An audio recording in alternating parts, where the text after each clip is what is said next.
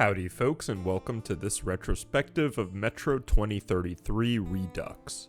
We will be exploring the dark and dangerous Moscow underground, searching for Soviet secrets, and avoiding ideologically charged organizations to save our characters home. Metro 2033 first came out in 2010 and was received warmly due to its world building, survival horror elements, and design choices at the time, like a variable heads-up display. It also helped that the game's narrative was based off of Dmitry Glukowski's novel by the same name.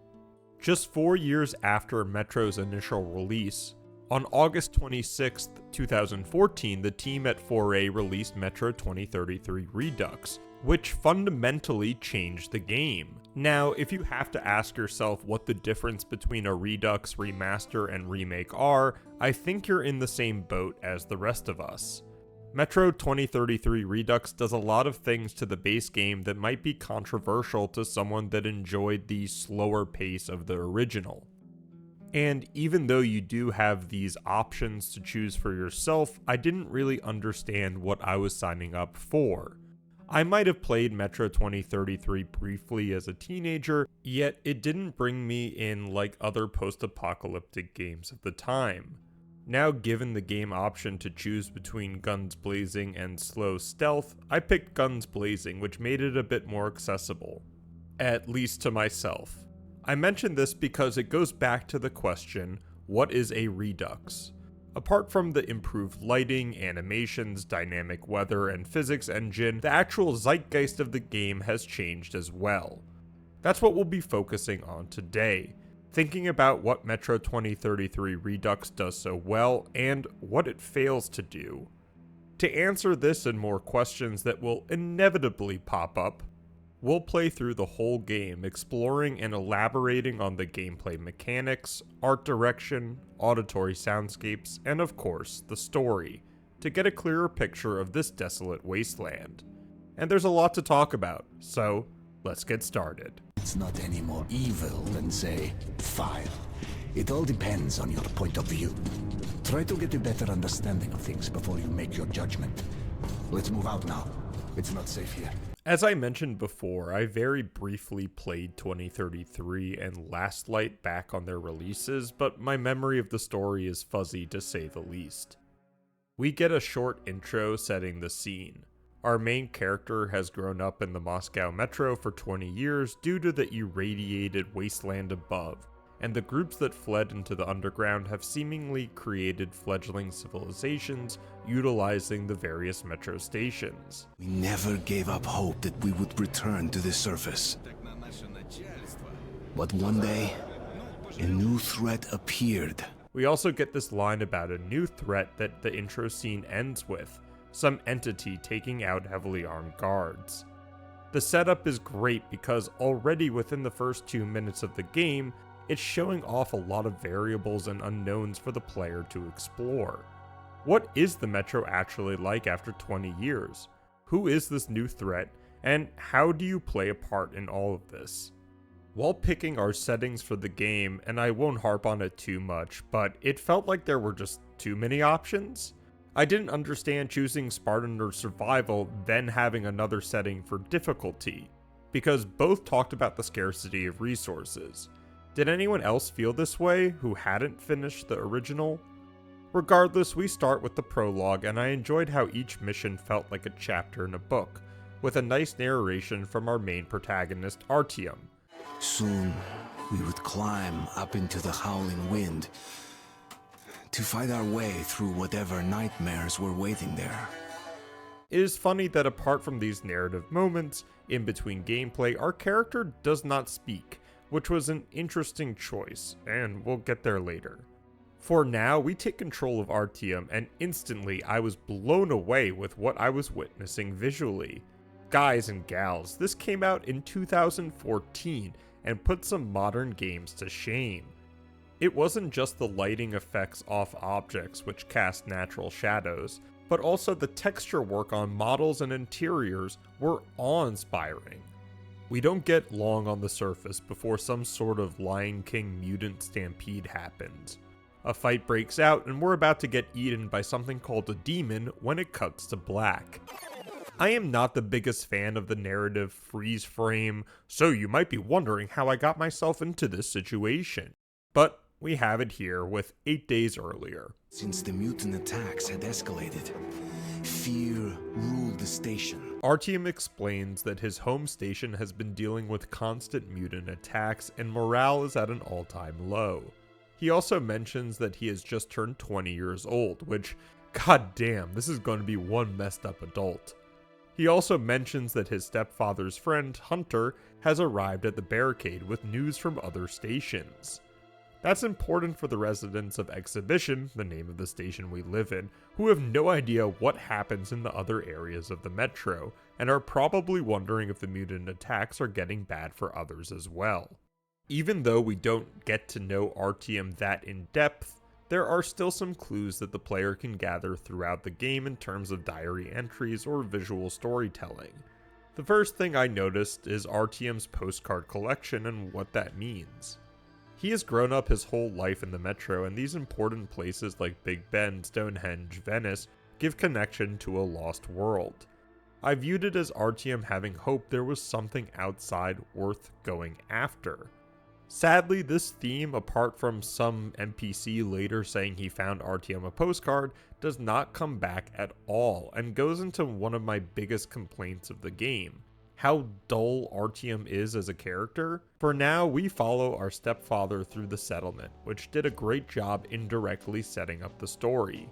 There's more mention of mutant attacks ramping up and long lines for the field hospital, which already shows that this situation is teetering on the precipice. Do we need to wait long? The situation's under control. My brother is in the hospital. We get our first diary entry, and this is where I'll defend my comment about Artyom being dull. These writings that you'll pick up throughout your adventure paint a much more intricate and deeper picture of Artyom himself, yet that would be missed if the player failed to find them.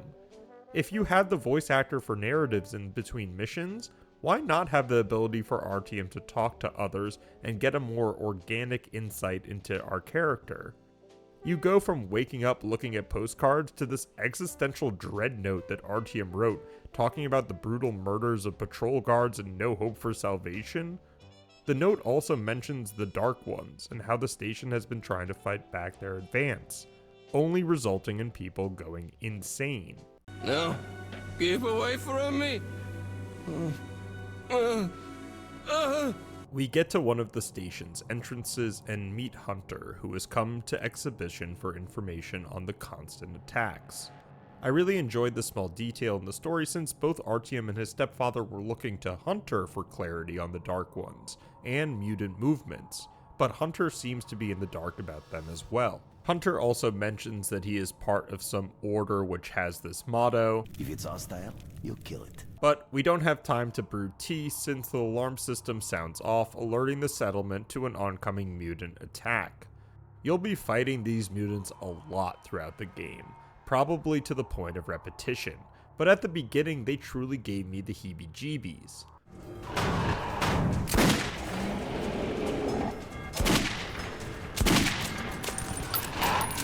Hunter, the stepfather, and Artyom successfully defend the vents, yet Hunter is not bemused by taking on regular mutants.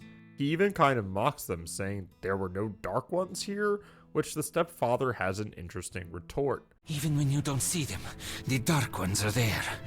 Fear. That's their weapon.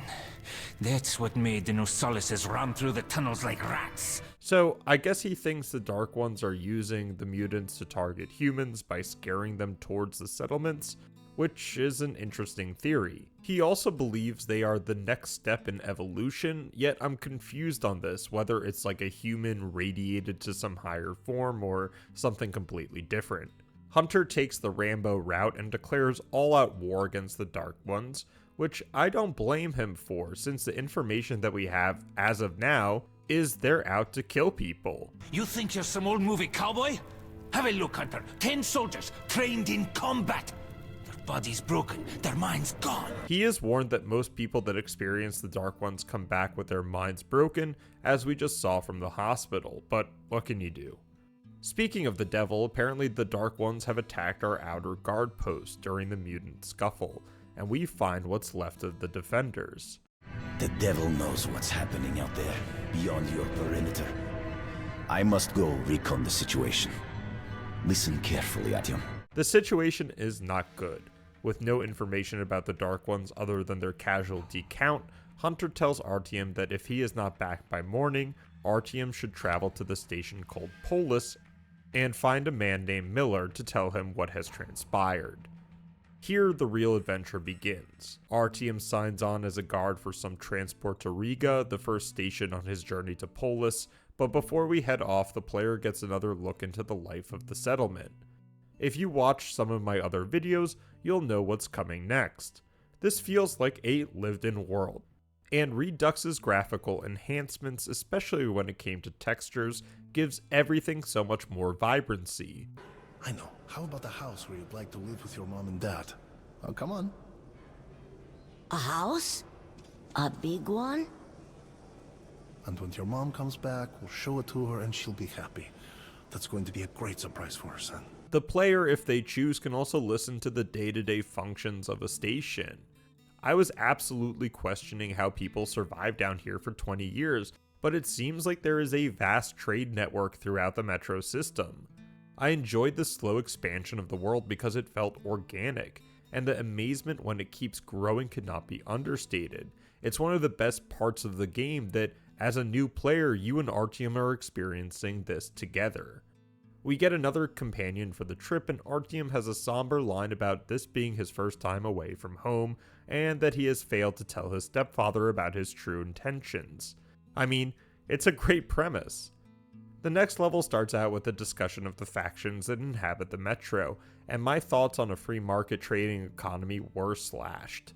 Apart from some free settlements, the metro seems to be divided by ideological factions, including bandits, communists, Nazis, and something called the Hansa, who seemingly have the most stations.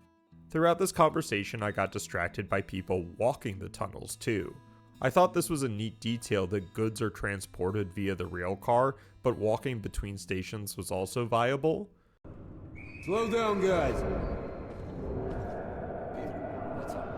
Artyom and company get stopped due to a military caravan being stuck in a recent tunnel collapse, so we'll need to take a detour in order to reach Riga. Oh joy. This tunnel. I definitely wanted to hear more about why one of the guys was scared of going that way, when I noticed a weird audio quirk. Why? Well, what's wrong with the tunnel? Not as well lit, maybe. Directional audio is one thing, but Redux's directional dialogue soundscape is atrocious. People will be talking to you from a foot away, but if your head is not turned to them, they sound like they're 3 rooms below you. For such a visually striking game that has these short visual world-building moments, like watching the people walk in between stations, needing to choose between seeing and listening took me out of certain moments. Yet nothing could take me out of this one as we slowly enter the abandoned tunnel. Redux does such a great job with the game's atmosphere and how it's used to add tension in almost every level. Plus, when people start saying shit like this, my palms got clammy. You hear them weep? What do you mean? Them. What are you talking about? What the hell is going on about? Boris? Hey, what's happening to me? Some sort of electrical anomaly happens, and before you type it, yes, some of the previous Stalker devs were part of this game, and I think both games take from Roadside Picnic and the 1979 Stalker film more than they do each other, so let's not make any comparisons. Artyom has some premonition or vision of Hunter trying to fight off a Dark One to no avail, but the creature seems to leave Artyom alone and he awakes to the crew of the pushcart passed out.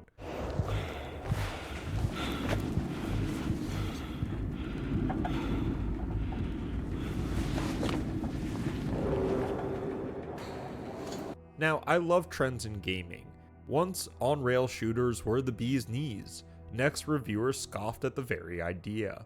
Redux has some insanely fun on-rails moments that not only hit all the marks gameplay-wise, but again reinforce the game's attention to visual details and the world building. Remember that the theory is the Dark Ones scare the mutants towards the humans, and we've just encountered one, and lo and behold, look who's come to say hi. Being on the rails constrains the player, taking away their previous mobility, which had been used to dodge incoming attacks. Now that that was taken away, and the player doesn't have the agency over the speed of the cart, it doubles the tension and fun of the sequence.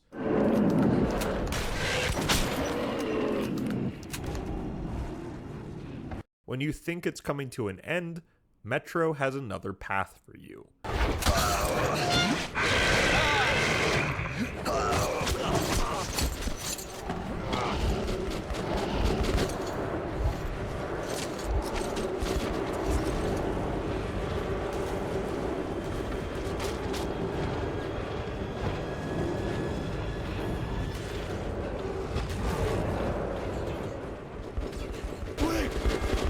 Don't use a flamethrower! Please! Yes! Burn!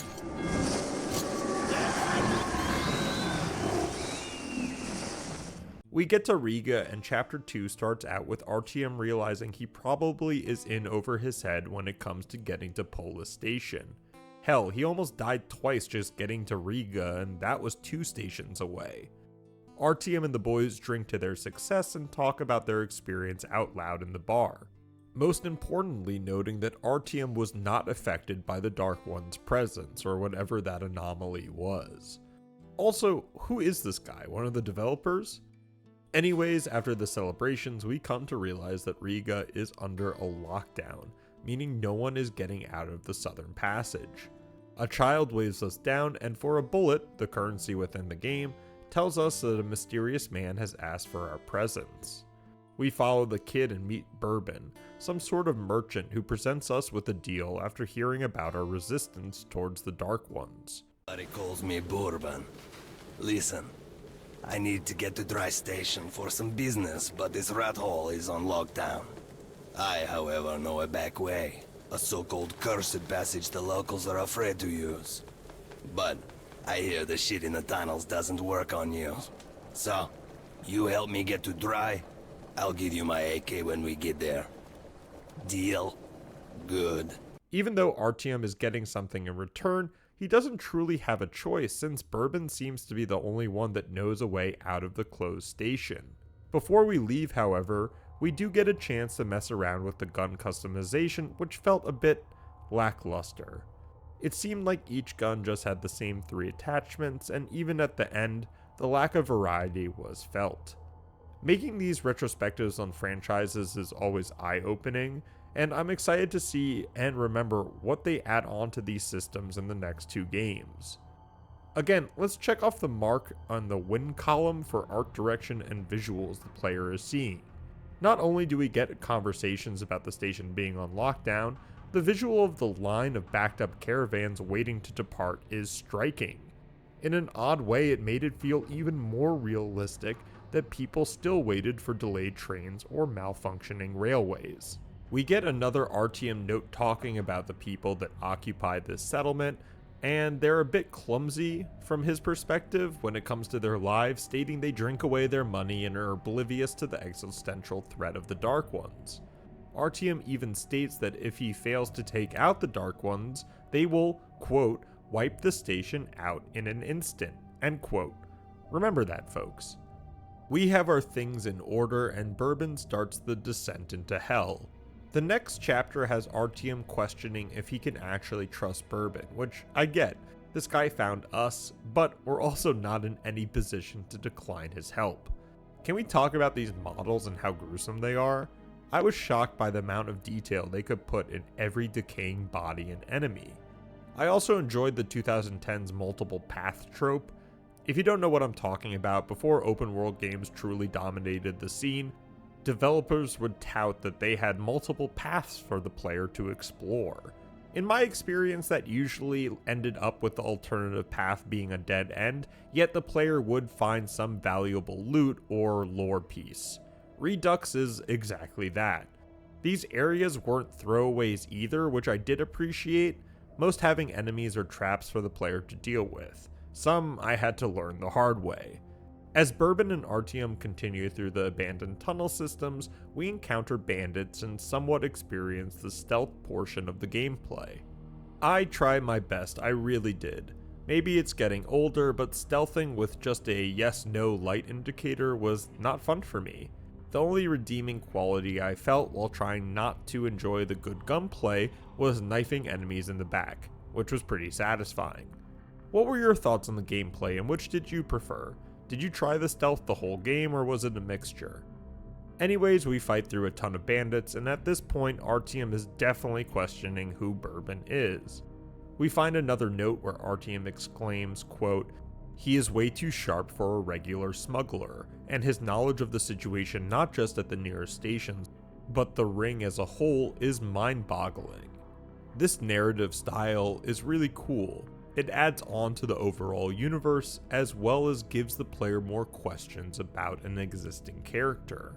It just makes you want to learn more about everything, which is a good thing for a game to make the player want to do. Redux does a fantastic job as well with their environmental levels, with distinctive features and events that never felt repetitive, even if the mutants did at times. That's surprising to me since most of the game takes place in the Metro system and some of it outside. Because of this distinctive art direction and pacing, I never felt like I saw the same place twice, which is remarkable. We avoid military search vehicles apparently out for the bandits we just dispatched and find ourselves a mass grave. As if Nasalis behind us were not enough, now we're stuck in fucking graveyard.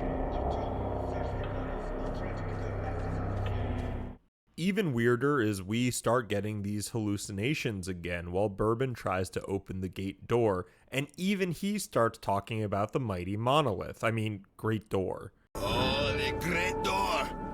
I hear you are calling me! Yes, my mistress! Yes, always! I wonder what happens if you go through the doors. Regardless, we save Bourbon from whatever the metaphysical hellscape that was and continue to Dry Station, making a stop at the market. Playing tricks? Bourbon, old friend, is that you? And I've given up hope of ever seeing you alive again. Simon, look who the snout scared up. God damn it, we stepped in this shit now. Seems as if Bourbon knows everyone, which might not be the best thing. Look here, boss. I'm sure we can work this out. Sure? Let's go and chat a little. And you keep an eye on this one, huh? We find another note talking more about the faction Hansa and how they seem to be a more mercantile powerhouse. Worse yet is Bourbon seemingly has pissed them off by somehow betraying their trust. Hopefully it doesn't bite him in the ass. Visiting new stations and the linearity of the story's progression works very much in favor of the game. Each point you know will be your first and probably last time in that moment. Seeing the station's similarities and differences makes it more engaging, even if you can't ask questions to the citizens for more lore. You can, however, listen in on conversations, and one piqued my interest at the radio station, where one of the guards is talking about having contact with an outside tank division. I spoke with them by radio every night for almost 2 years. At first they did okay. I planted crops, 2 of them had almost normal kids. They saw lots of weird critters out there that their lieutenant didn't know how to describe. Then one night they went off the air. Never heard from them again. I guess the generator gave up the ghost. Maybe they just ran out of ammo. Even though their signal went dead after a couple of years, it might just be the power, and the thought of life outside Moscow must perk up Artyom's ears. We customize our guns, load up on ammo, and make our way up to the surface, which I guess is the only way to Dry Station.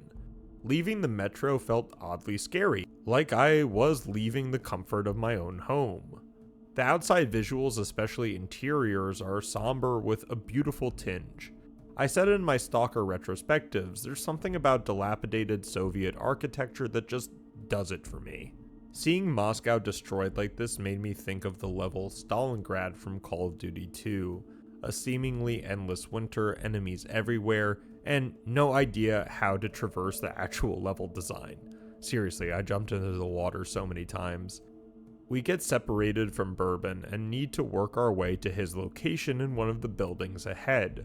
While walking through creepy abandoned playgrounds, we get even creepier hallucinations, with the Dark Ones saying we can't stop death, or I assume it's the Dark Ones because I'm a bit confused at this point if they're super intelligent or are some sort of different plane walker existence like BTs in Death Stranding. I just have no idea.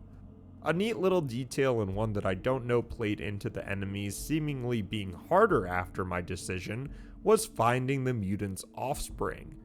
To be honest, it was kind of sad. I guess you kill their mother and find one of them already dead. But they've also taken so many human lives already that I'm pretty sure this is the right move. It actually felt like more enemies came out after this too. Did you feel that? Artyom reunites with Bourbon, and we have one courtyard left until we get attacked by these demon gargoyles that scare the shit out of me and can pick you up, which definitely had me jumping in my seat.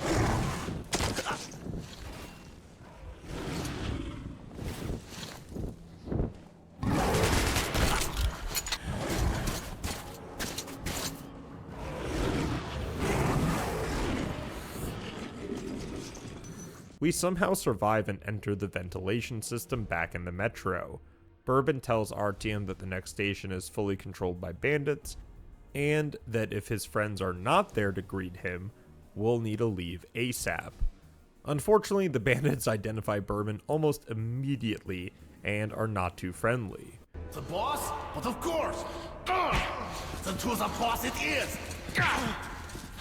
Where else would you like to go, huh? Okay, that's enough. Or else we'll have to drag him. Again, I really did try to sneak through this portion of the level, but was unsuccessful. I just can't tell where the hell the guards end up after they leave my sight. And it's a bummer too, because I'm pretty sure if you stealth, you'll be able to save Bourbon from his fate. Hey, Bourbon, who? Artyom! Who the fuck?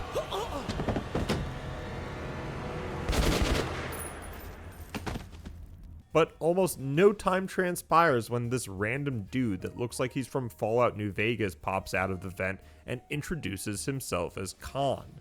He also says more bandits will be coming for us, and it would be best to leave Bourbon's body and get the hell out of Dodge. I would say the major downside of the story's presentation is how rushed it feels sometimes, even with the context.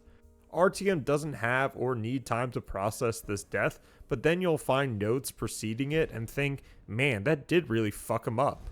There's this whole entry about if he's guilty of Bourbon's death and tries to grapple with his own choices while persuading himself it wasn't the lack of stealth that was to blame. Sorry, dude. Also, think about Artyom being 20 years old. It makes the context even more intriguing and dynamic. However, the game just has this note on it, nothing more, and to be honest, what comes next probably would wipe anyone's mind from rational thinking. They know we are here. Come closer to the tubes and listen.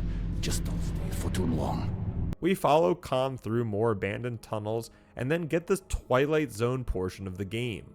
Now, I love when game premises go outside the box, and I would say this checks that box. Khan talks more about the psychic powers and the dangers of these tunnels. All I could think about was, what the hell were the Dark Ones? Especially when we encounter these shadows which Khan fervently tells you to avoid. Yeah, I should have listened.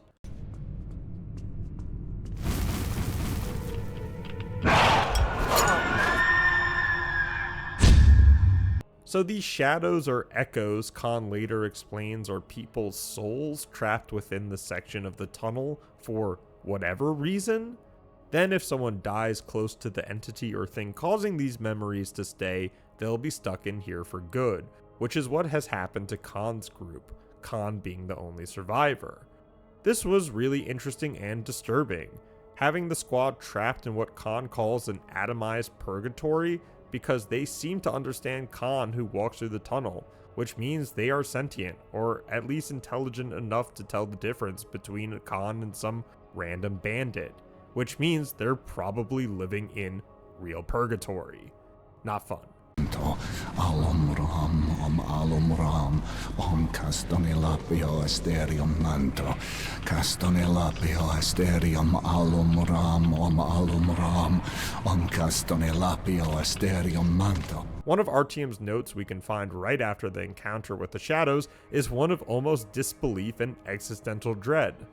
Artyom makes the comparison of the surface to what he's just witnessed. The surface being tangible, however desolate and dangerous. What he's just experienced was on a different level. So when a soul leaves the body, it has nowhere to go and must remain here, in the Metro. A harsh but not undeserved atonement for our sins, wouldn't you agree? The two continue on and experience another electrical anomaly, and get another juxtaposition from Khan's perspective. Wicked phenomenon, yes. But, you know, it's not any more evil than, say, fire. It all depends on your point of view. Try to get a better understanding of things before you make your judgment. Let's move out now. It's not safe here. Unlike Hunter, whose order's motto goes something along the lines of shoot if not sure, Khan poses to Artyom to look at things differently, which honestly is kind of hard to do at the moment, since right after the conversation we're attacked by a huge number of mutants. To my surprise, the electrical anomaly takes out the remaining monsties, and Khan does this cool walk away from explosions shtick. Who is this guy? A live demonstration. We grab a rail car and continue on. Khan questions Artyom if he truly believes that Polis Station will help his home, which felt a bit odd since Artyom has never been nor knows much about this place. But the Moscow Metro do belong, and before we even get to Polis, we have to go through Cursed Station, which doesn't sound good. Unrelenting mutant attacks also doesn't sound very good, but that's what Khan says has been happening. So it's not just our station which has been affected. Yup, this place is pretty foobarred. Khan tasks us with closing an airlock and blowing up a tunnel where the mutants are piling in. This was one of the more difficult portions of the game so far, since the mutants literally never stop coming after you, and I had no idea where the hell these quest areas were. It also didn't help halfway through that Khan and the group of survivors turned their backs on me to face the opposite direction. This resulted in me having to lure the mutants fully past the line of defense, then deal with them. This was more of chaotic fun than anything else, I guess, especially sprinting around trying to find the bomb material and dynamite, plus actually taking down the tunnel was pretty sick.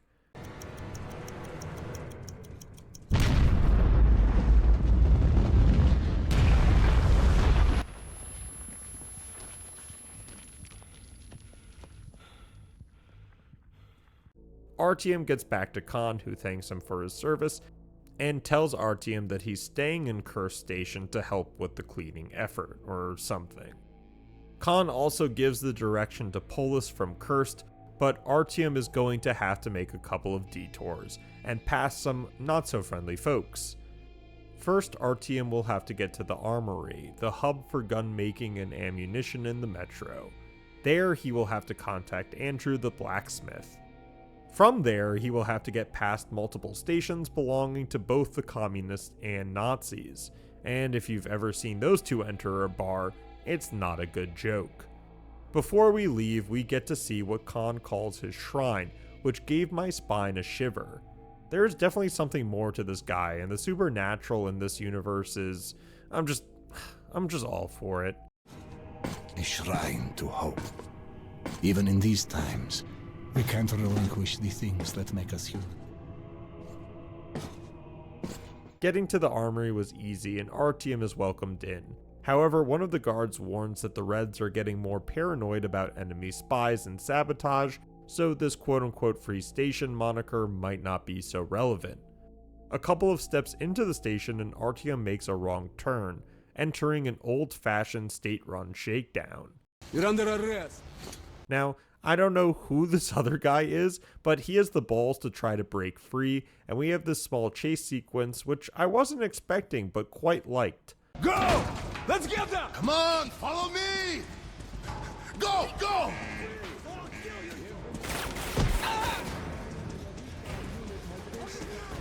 Here!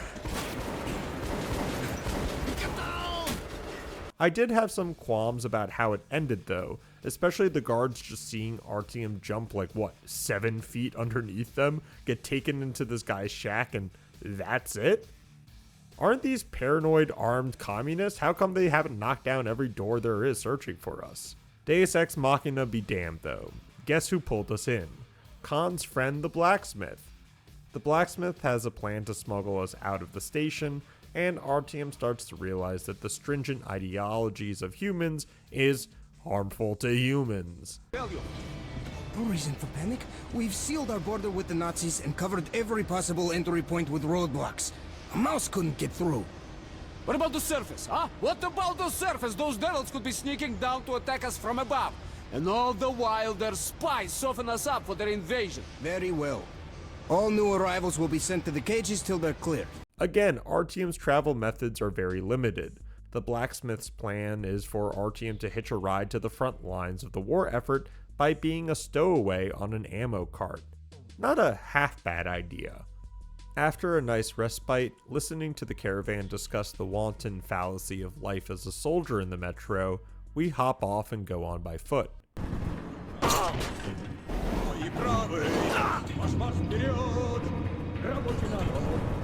I was pleasantly surprised by the platforming the game had. It hits me right in the nostalgic Half-Life feels, and maybe double that since more first-person shooters nowadays shy away from the mechanic, especially in Unreal 5.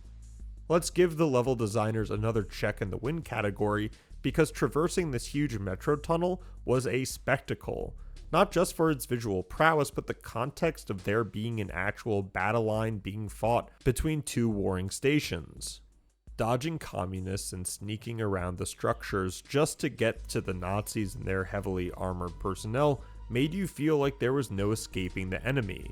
It again adds this tension and build up to the game that had me constantly on my toes and being engaged. Also, any game where you can stab Nazis is a win in my book. I have to make a Wolfenstein retrospective at some point. Anyways, the gameplay mechanics and story were coalescing into something fantastic, and I was really along for Artyom's journey, but it was not all smooth railing. Artyom is captured but quickly found by two outfitted agents whose first names must be Chekhov.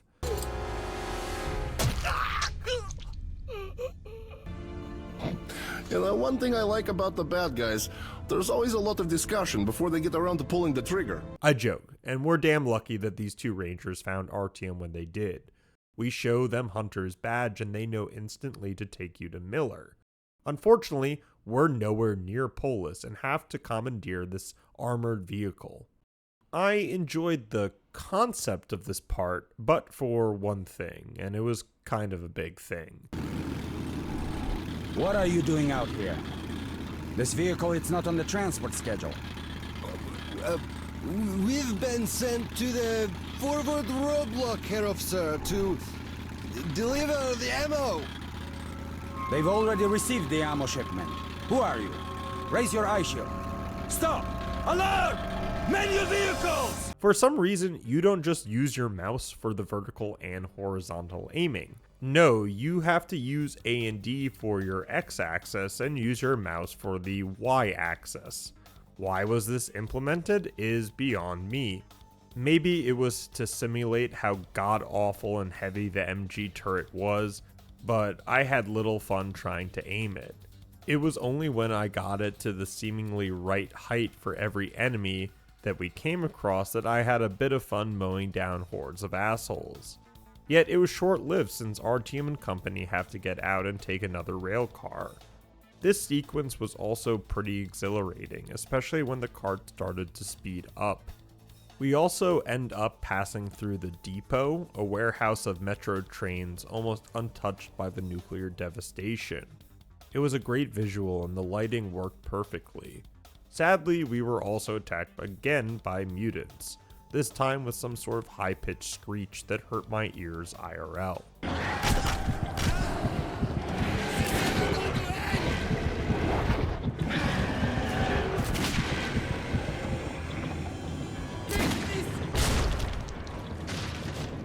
Damn, see what I mean by intense?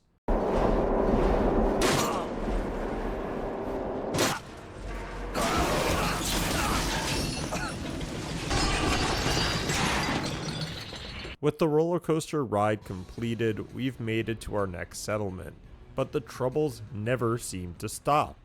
Some sort of attack is about to start, and we've been called on to help the guards defend against whatever is coming our way.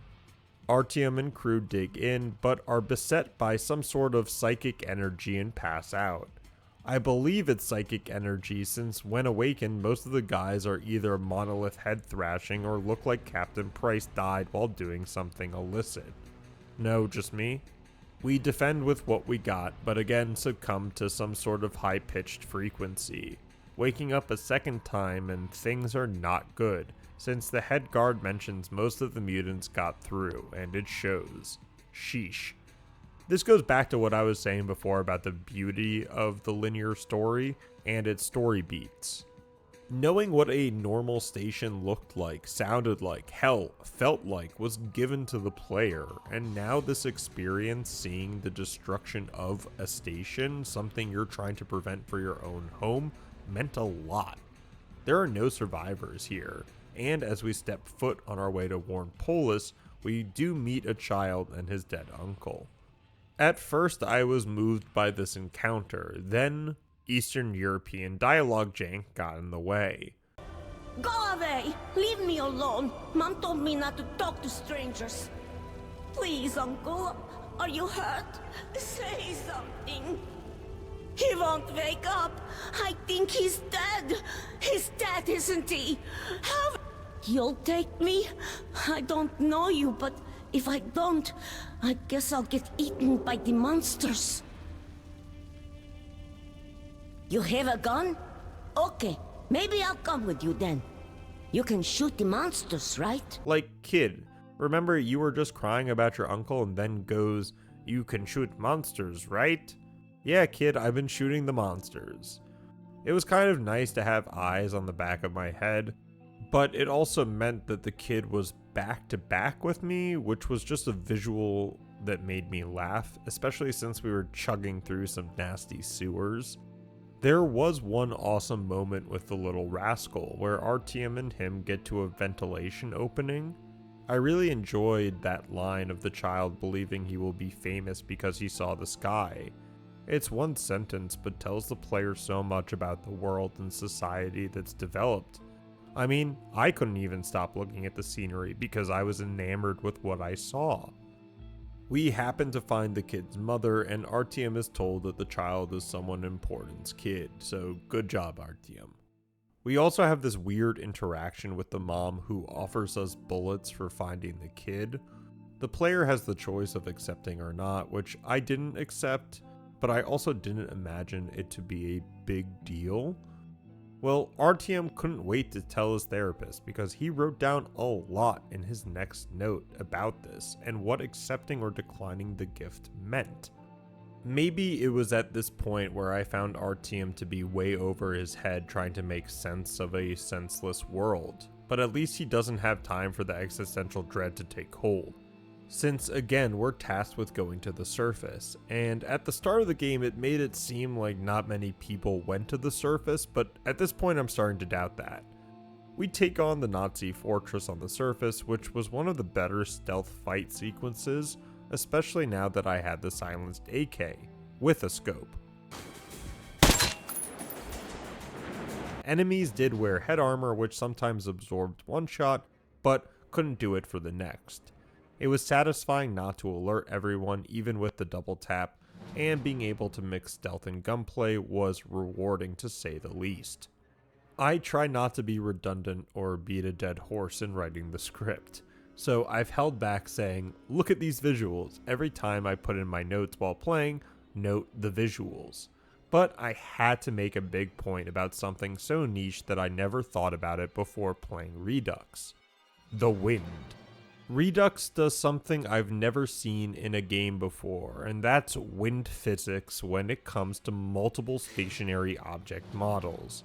If you notice the cars on the highway, their doors are whipping with the wind. even more impressive is that the audio seemed to be synced with it. Also, this is running at 220 FPS, so whatever physics stuff they cooked up in 2014, bravo, bravo. We've made it to the Black Station and rendezvous with the other ranger. Turns out the Nazis are on the attack and have taken over the station. We'll need to deal with them before continuing on. And I'm sorry to be such a hypocrite, but note the visuals of this flame engulfing not only the warehouse stand, but spreading to the adjacent lantern? Come on folks, that's awesome!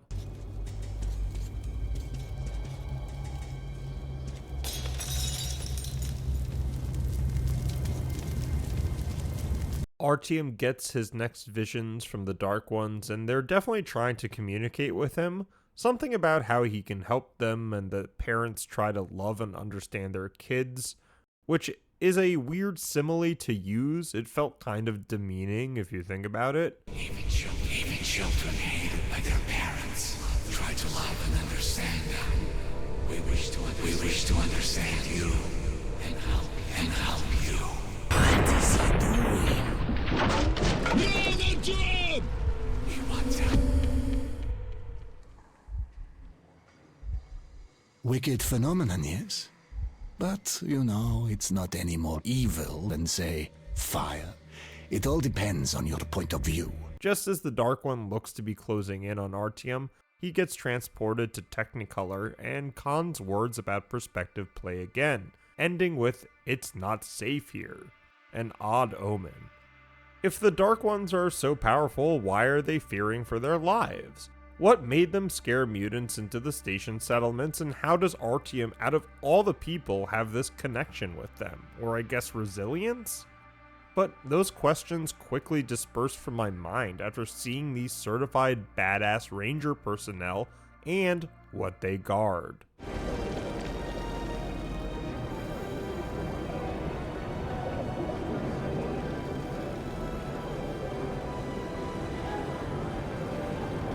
For me personally, this was like walking out of the vault for the first time in Fallout 3. It really made me understand I knew nothing of the outside metro and its developments. That acknowledgement connected me so much more with Artyom's own journey and offered me a new perspective. We finally get to meet Miller, the person we've been trying to give Hunter's message to about the Dark One's movements into the metro since the start of the game. Thankfully, he listens to us and calls on the Council, Polis, to discuss how they can help Artyom's home defend itself, or better yet, take the fight to the Dark Ones. The Council quickly convenes, but we get this abrupt and quick fade to black, a clock showing the passage of time, and then get Miller bitching about how the Council declined to even send aid to Exhibition. I'm ashamed that they lack the courage you have already shown. But Polis is not the whole metro. There still are people who will rise up and fight the threat of the Dark Ones. I wasn't a fan of this narrative style, since I would have loved to hear the Council's thoughts on why they shouldn't send help, which sub-factions within the Council would, stuff like that, since getting the exposition from Miller was not as rewarding, and the subsequent answer to all of it felt rushed. Miller informs us that the Rangers have found missile bases near the city. Some may be functional enough to launch at the Dark Ones, but I must have missed it, since who mentions the Dark Ones have their home visible on the surface? How would anyone know this if the Dark Ones aren't known to most of the metro?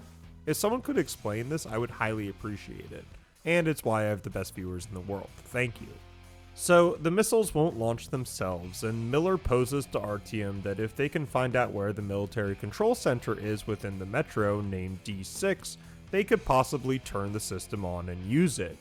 I am not going to question the validity of this idea, or how Russian electrical work can last nuclear wars, so I'm all in. But with every solution in this game, another problem needs to be solved. The Rangers have no idea where D6 is located, but Miller thinks that the state library has more in its walls than War and Peace. Miller surmises that the library also includes a secret military archive that will have the documents with the location of D6 and its manual for usage. And just like that, we're back on the surface. Artyom fights his way to the library and we narrowly enter safely.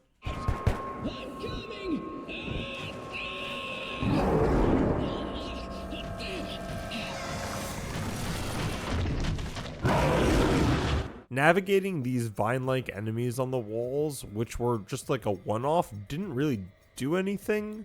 I might have missed something about them, but I have no idea what they were. We also get a brief glance at some sort of humanoid creature that scared the you-know-what out of me.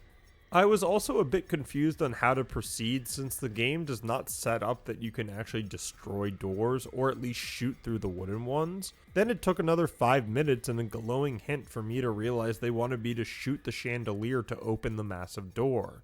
I'm all for changing things up, but these two things felt a bit odd to introduce late into the game.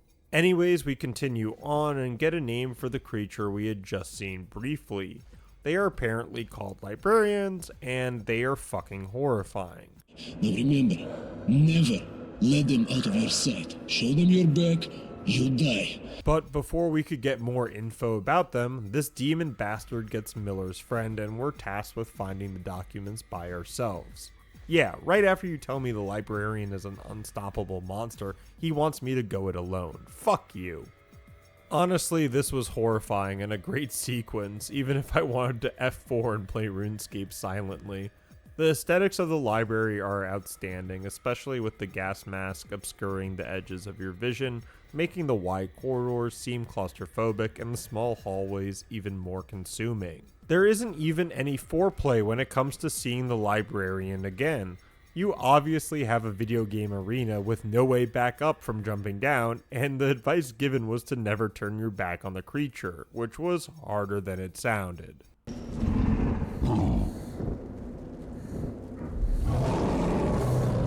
Seriously guys, this sequence genuinely scared me, and I could see what they were going for. It actually reminded me a lot of the Berserker in Gears of War, but a little less rampagey, at least until I accidentally shot it.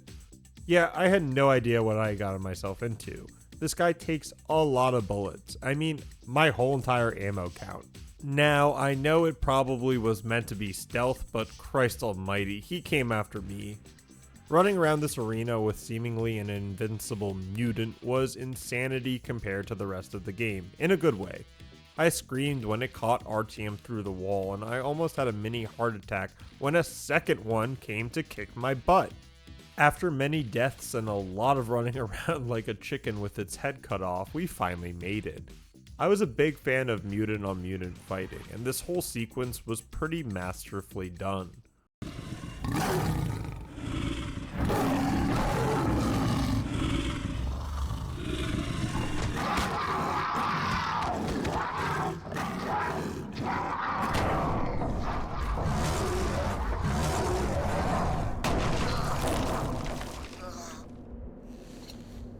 We get to the library's basement and Artyom has a pretty sound thinking process for what's transpired.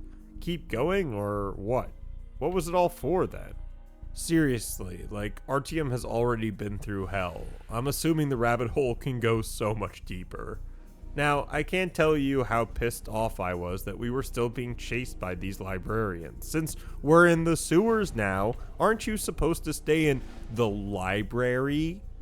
Jokes aside, anytime I'm being chased by an invincible super being, I want it to stop quickly. My solution to this next part was just to run, and it worked out pretty well. Artyom locates the documents and we try to leave the building, even if we don't know where Miller is. One last asshole librarian comes to tell us that we have a book overdue, and Miller comes in just the nick of time to squash that pest and turn on the radio. Hey. What are you doing? Miller also mentions that the way they found Artyom was through Khan, and at this point I'm assuming Khan is a dark one that has a human form or something that blends the two realms together, because how the hell would he know the exit of the military archives if he was not some like omniscient being?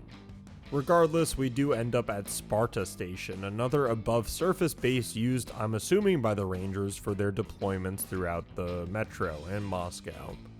There was a really neat dialogue that you could overhear talking about nuclear submarines and the days before the initial strikes. Siberia was silent, but the others did transmit, including the strategic nuclear subs. Subs kept waiting for orders. Should we hit them? No one could believe Moscow was not there anymore. Naval captains wept like kids on the air. The crewmen were begging me to check if their families were among the survivors. But I couldn't do anything. It's definitely a change from the more pen and paper RPG storytelling. You could really just miss these dialogues, especially with the farce of directional audio, which is kind of sad. What's not sad is having each weapon available for free, some of which we did not see throughout the whole game. Maybe I didn't explore enough. Artyom has existential dread moment number 104 about why churches are still symbolic, even with the erasure of the institution and what that means for humanity. All I can think of is this cool iconography that plays an ironic fiddle next to the irradiated and burned out structures it calls neighbors. Miller has read through the documents and says there wasn't much useful information on the documents we collected, even though it shows us the location of the bunker, which I thought was the whole reason we got the documents, meaning that we did get important information. Am I going crazy? We can talk to Khan again, and he does this whole spiritual shtick about war breeds war, death brings death, but gives Artyom no ways out of the path he's heading, or gives us reasons for sparing the Dark Ones. For now, we set Rail to D6 and hope for the best. Artyom gets yet another Dark One premonition all about sunshine and happiness, but is rudely awakened by the other Rangers telling him we've got mutants on our tail. The crew narrowly escapes the mutants and another electrical anomaly to find themselves in the beginnings of the D6 bunker system. I enjoyed Artyom's narrative switch here to that of more confidence, even hubris. The chaos of the tunnel was locked away behind the airlock gates. They seemed invulnerable. And at that moment, so did my comrades. He has witnessed so many deaths and orchestrated them too, yet with these Rangers he actually feels protected, almost to the point of thinking they're invincible. I like this because I honestly could see a 20-year-old dude having just pulled off the spectrum of shit Artyom has done, thinking he could rule the world. It's also realistic that Artyom gets humbled quickly.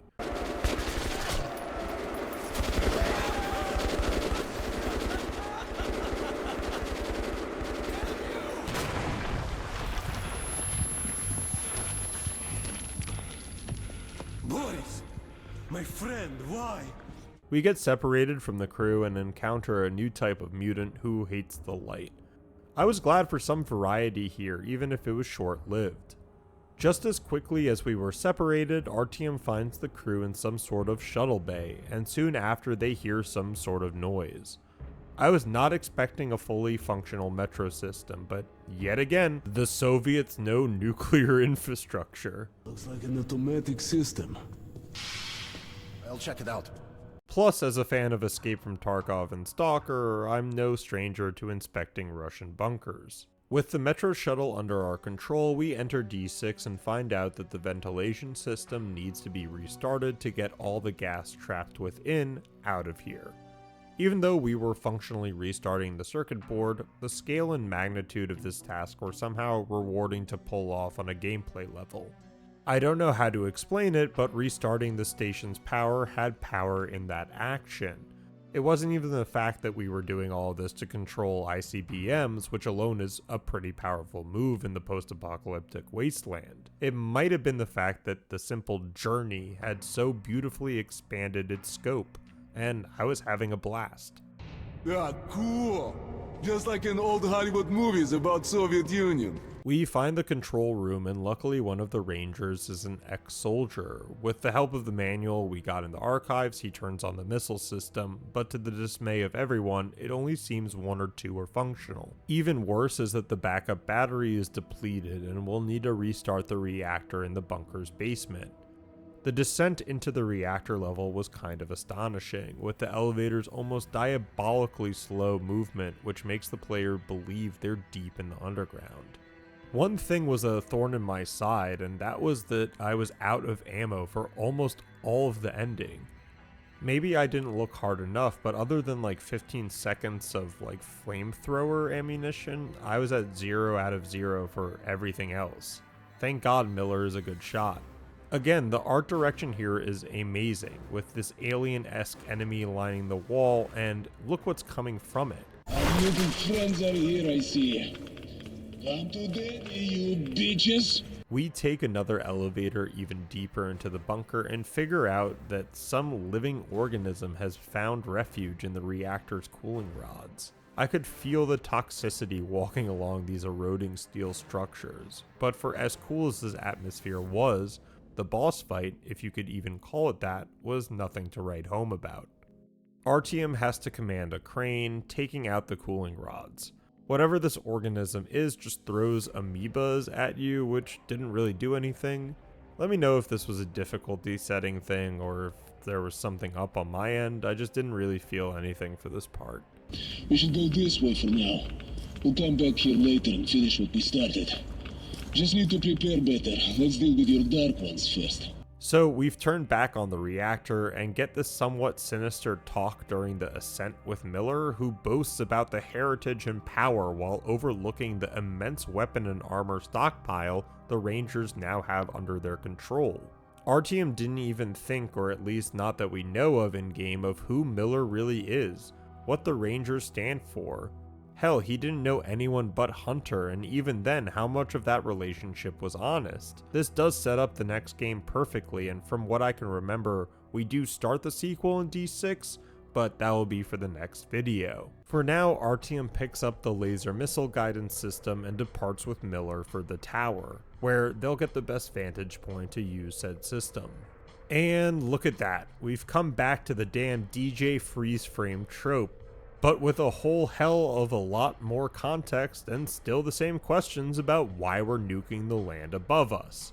Again, we survive that demon's attack and continue on fighting with Miller to the tower through hordes of mutants and demons. Finally, the two make it to the tower and pull some Mission Impossible heist level elevator ride up to the top sequence, somehow surviving a collision. Soviet architecture, what can I say? Voila! Join the army, they said. It will be fun, believe me. Brace yourself, it's gonna get a bit rough. This was a great final spectacle and evoked a lot of emotions for me, which was odd without any nostalgia for this moment. Fighting off the demons at the pinnacle of the living world with this ambient music silently oppressing with the wind whipping at your back is just something I'll always remember. Die, you piece of shit! Now the job!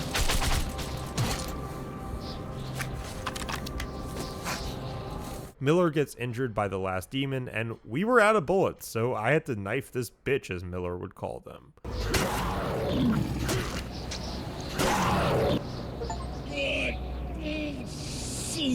With Miller injured, we're the last one that can carry out the mission, and it just occurred to me, how are we supposed to get down from here? Eek.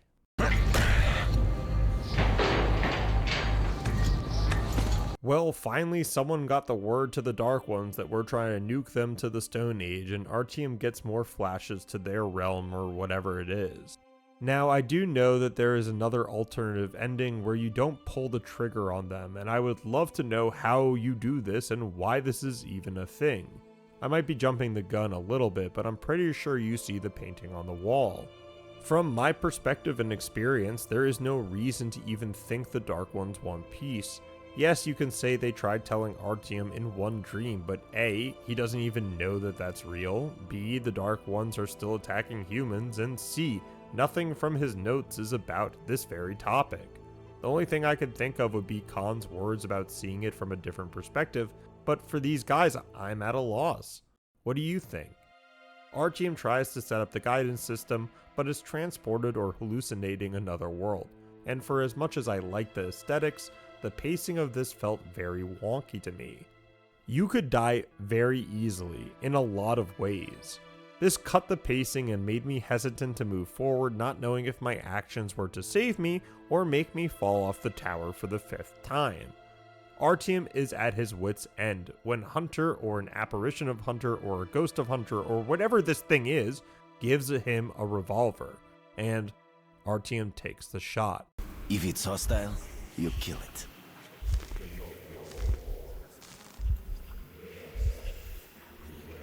He cannot be allowed.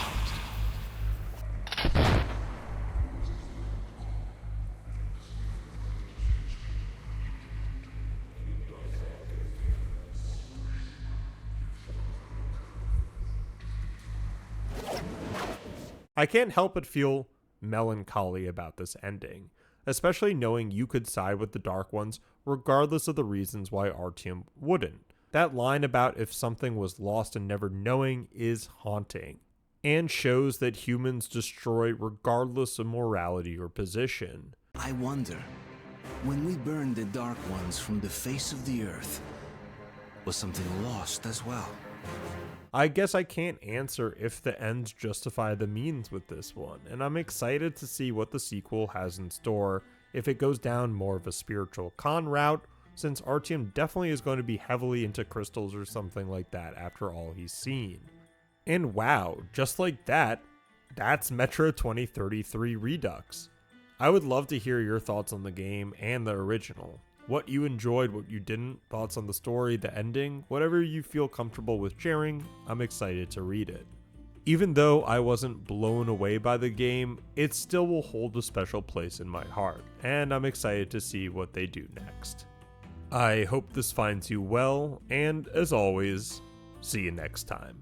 Artyom, I met a trader selling old postcards of New York City. I thought of your wall.